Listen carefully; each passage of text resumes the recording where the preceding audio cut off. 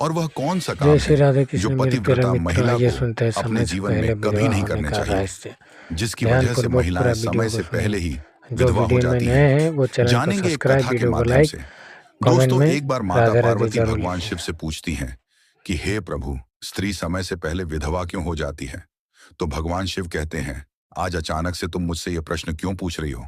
तो माता पार्वती कहती, प्रभु, जब मैं आपसे मिलने के लिए आ रही थी तो मैंने मृत्युलोक में देखा कि 3 महिलाएं जो आपस में सहेली थीं और उनमें से 2 महिलाएं समय से पहले ही विधवा होकर दुखी जीवन व्यतीत कर रही थीं, जबकि उनमें से एक महिला सुहागन होकर के अपने पति के साथ सुखी जीवन जी रही थी।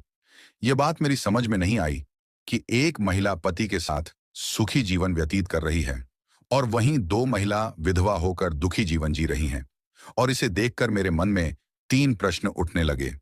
अब मैं आपसे यह चाहती हूं कि आप मेरे तीनों प्रश्नों के उत्तर देकर मुझे संतुष्ट करने की कृपा करें। इस प्रकार माता पार्वती की बात को सुनकर भगवान शिव कहते हैं, हे पार्वती, तुम मुझे अपने तीनों प्रश्नों को निश्चिंत होकर बताओ। मैं तुम्हें तुम्हारे प्रश्नों के उत्तर देकर तुम्हें पूरी तरह से संतुष्ट करने का प्रयास करूंगा। अब माता पार्वती कहती हैं, प्रभु, मेरा पहला प्रश्न है, कौन सी महिला समय से पहले विधवा हो जाती है और दुखी जीवन व्यतीत करती है? और मेरा दूसरा प्रश्न है, कौन सी महिला को जीवन में कभी सुख शांति नहीं मिलती? और मेरा तीसरा प्रश्न है, वह कौन सी चीज है जो एक पत्नी पति के मांगने पर भी पति को नहीं देती? इस तरह माता पार्वती के तीनों प्रश्नों को सुनकर भगवान शिव कहते, तुम जिन महिलाओं की बात कर रही हो उसमें से 2 महिला समय से पहले ही विधवा होकर अपना दुखी जीवन जी रही हैं और वहीं पर एक महिला सुहागन होकर अपने पति के साथ सुखी जीवन व्यतीत कर रही है। तुम जानना चाहती हो आखिर ऐसा क्यों है?